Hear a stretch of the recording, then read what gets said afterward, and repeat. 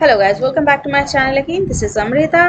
Guys, आज इस video में हम लोग बात करेंगे जो आरबीआई के नए रूल्स हैं जो लागू होने वाले हैं एटीएम चार्जेस के ऊपर, वो क्या होगा और कैसे इम्पैक्ट डालेगा आपकी ज़िंदगी के ऊपर। साथ साथ हम लोग बात करेंगे जो प्राइवेटाइजेशन चल रहा है, जैसे कि दो बैंकों का नाम आ रहा है, कौन सा है दो बैंक और क्या रिलायबल सोर्सेस हैं, क्या ये सही है, और नीति आयोग का रिप्लाई देखेंगे। साथ साथ जॉन बाइडेन का एक ट्वीट भी हम चेक करेंगे जिसके मुताबिक आपको पता चल जाएगा कि ये जो प्राइवेटाइजेशन चल रहा है इसका जो मोटिव है वो क्या है, और अगले कुछ दिनों में जो होने वाला है उसका भी मोटिव क्या हो सकता है।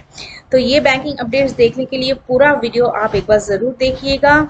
गाइस, अगर मेरे वीडियोस आपको पसंद आते हैं तो वीडियो को लाइक और शेयर जरूर करें। लिमिट जो है उसमें आपको कुछ भी चेंजेस नहीं हो रहा है। जो चेंजेस हो रहा है वो ट्रांजैक्शन लिमिट के ऊपर आपको चार्जेस में चेंजेस हो रहा है। जैसे कि कस्टमर्स को अभी पे देना होगा 21 पर ट्रांजैक्शन, जबकि वो था 20।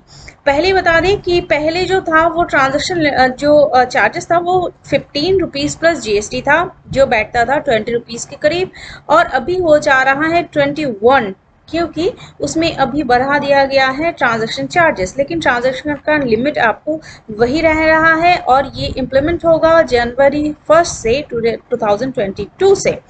और ये लिमिट कैसा होगा, जैसा कि आपको पहले भी मिला था कि 5 फ्री ट्रांजैक्शन आपको मिलता है ओन बैंक एटीएम से, वही आपका रह रहा है फिनेंशियल और नॉन फिनेंशियल दोनों ट्रांजैक्शन में। फिनेंशियल ट्रांजैक्शन उसको बोलते हैं जिसके आप कुछ विड्रॉ करते हैं। अगर आप पैसा विड्रॉ नहीं करते हैं, कुछ भी बैलेंस इंक्वायरी करते हैं, एटीएम पिन वगैरह चेंजेस करते हैं, सर्विस रिक्वेस्ट करते हैं, तब आपका वो नॉन फिनेंशियल ट्रांजैक्शन माना जाता है। तो ये दोनों को मिलाकर आपका 5 ट्रांजैक्शन फ्री रहता है।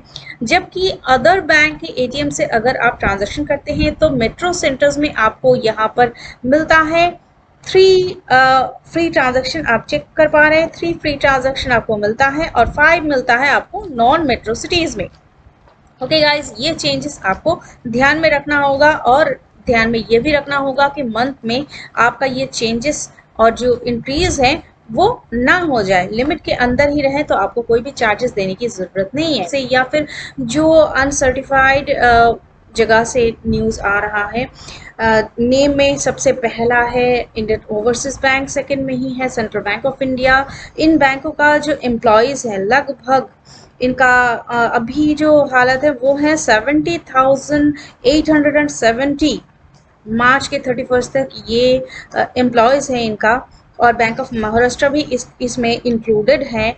और बताया जा रहा है कि इनका जो अभी फियर है, जॉबलेस का फियर, वो बहुत ही ज़्यादा तेज़ी से इम्प्लीमेंट कर रहा है बैंक सेक्टर को।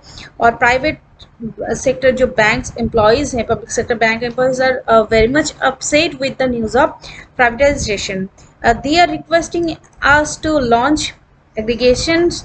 In fact, there is a lot of pressure from employees, but we are waiting for the government to make an official statement on the matter first. Bank के एम्प्लॉयज़ की तरफ से नीति आयोग को ये रिकमेंड कर दिया किया गया है। फिर अगर बैंक पर प्राइवेटाइजेशन की तरफ जाता है तो उनमें जो बैंकर्स हैं उनको जॉब लूज का खतरा बहुत ज़्यादा है, जबकि नीति आयोग ने भी 1 साल का सिर्फ उनको जॉब सिक्योरिटी दिया है, बाकी नहीं। अब पूछा जाता है कि 1 साल के बाद उन एम्प्लॉयज़ का क्या होगा। अगर हायर भी किया जाता है तो स्पेशलिस्ट कैटेगरी में हायर होगा, जैसे कि आईटी सेक्टर, सिक्योरिटी और रिस्क। और इन सेक्टर में जो हमारा कैटेगरी है इसमें रिक्वायरमेंट बहुत कम है और इसमें रिक्वायरमेंट बहुत देर बाद होता है। तो यहाँ पर जो वीक बैंक्स हैं वो भी अभी डेविल एंड डिप सी के बीच में होगा। आरटीआई जो हुआ था उस आरटीआई का रिप्लाई क्या आया है वो देख लीजिए एक बार।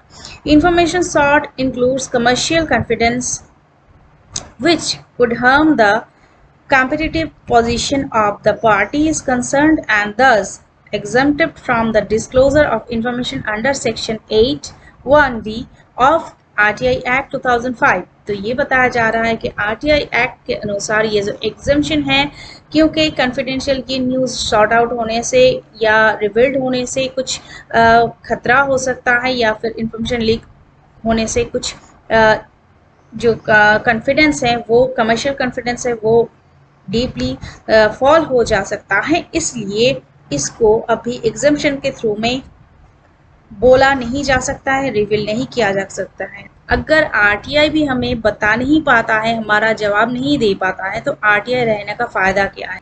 जो बाइडेन का एक आप ट्वीट देख लीजिए, after decades of disinvestment our roads, bridges and water systems are crumbling, we must pass the American jobs plan, together we will rebuild our country's infrastructure and create millions of good paying union jobs in the progress. जिस America को देखते हुए India ने ये privatisation का declaration किया था, ये स्टेप लिया था, वो यूएस ही अभी प्राइवेटाइजेशन के खिलाफ। नीति आयोग के जो रिकमेंडेशन है उसमें 3 नंबर पे बैंक ऑफ महाराष्ट्र है, लेकिन यहाँ पे देखा जाए तो बैंक ऑफ महाराष्ट्र में 2020-21 का जो फाइनेंशियल ईयर है, इसमें आप देख पाएंगे कि रिकॉर्डेड टाइप इंक्रीज हुआ है एडवांस में, ग्रॉस एडवांस में 13.45% का इंक्रीज है। तो पीएसबी बैंक्स में सबसे ज़्यादा ऊपर अभी बैंक ऑफ महाराष्ट्र ही है, और उसके बाद ही आता है पंजाब एंड सिंध का नंबर, जिसका ग्रोथ है 8.39%।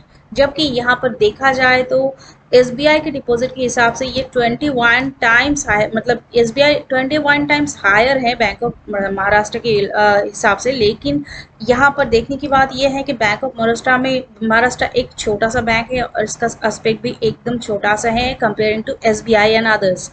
तो इसका जो ग्रोथ है वो बहुत ही ज़्यादा है। कासा में भी बैंक ऑफ महाराष्ट्र में 24.47% का राइज देखने को मिला है। कि नेक्स्ट पीएसबी में कौन सा बैंक, जैसा कि बताया जा रहा है कि इस फाइनेंशियल ईयर में 2022 में ही प्राइवेटाइजेशन के तरफ नीति आयोग के मुताबिक 2 बैंक जाएगा ही। अभी कौन बैंक जाएगा वो तो देखा जाएगा, क्योंकि कोई भी रिलायबल सोर्सेस नहीं है जो बता पाए कि सेंट्रल बैंक ऑफ इंडिया और इंडियन ओवरसीज बैंक ही हैं।